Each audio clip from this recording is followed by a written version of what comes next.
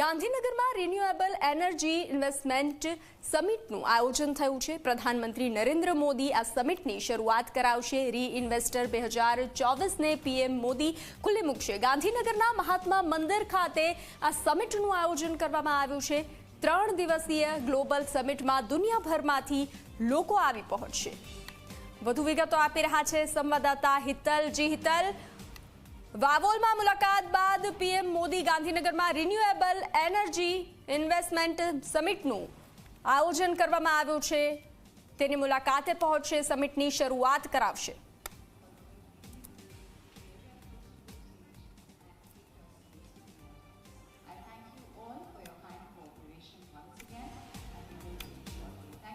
જી ચોક્કસ એવું કહી શકાય કે પ્રધાનમંત્રી વાવોલની મુલાકાત બાદ જે સોલર જે લાભાર્થીઓ છે તેમની સાથે સીધી વાતચીત કરશે અને વાતચીત કર્યા બાદ પછી મહાત્મા મંદિર આવશે। મહાત્મા મંદિરમાં પ્રદર્શન કક્ષ આખું ઊભું કરવામાં આવ્યું છે। રિન્યુએબલ એનર્જી ક્ષેત્રે જે કામગીરી કરી રહી છે કંપનીઓ તેને અહીંનું પ્રદર્શન છે તેનું નિહાળશે અને ત્યારબાદ સીધા જ તેઓ મહાત્મા મંદિરમાં આવશે।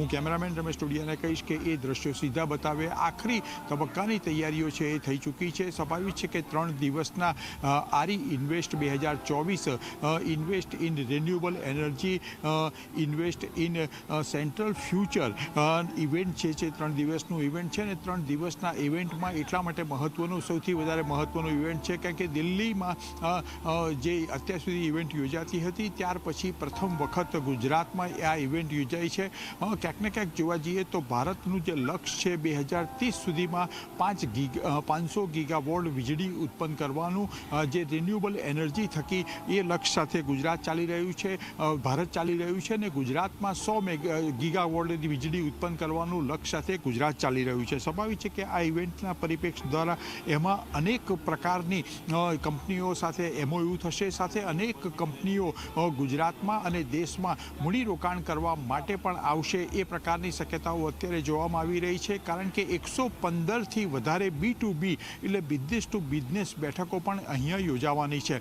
200 વક્તાઓના સંબોધનો પણ અહીં યોજાશે। સાથે સાથે જોવા જઈએ તો સહયોગી કન્ટ્રી તરીકે ઓસ્ટ્રેલિયા, યુકે સહિતના 4 થી 5 દેશો સહયોગી દેશો તરીકે પણ જોડાયા છે। ત્યારે સહયોગી રાજ્યોના મુખ્યમંત્રીઓ પણ અહીંયા આવશે। આંધ્રપ્રદેશ હોય, મહારાષ્ટ્ર હોય, રાજસ્થાન હોય, આ તમામના સહયોગી રાજ્યો છે તેના પ્રતિનિધિઓ અને તેના મુખ્યમંત્રી પણ આ ઇવેન્ટમાં હાજરી આપશે। આ પ્રકારનું આખું આયોજન છે। માત્ર ને માત્ર બસ પ્રધાનમંત્રી મહાત્મા મંદિરમાં પહોંચે તેની રાહ જોવામાં આવી રહી છે।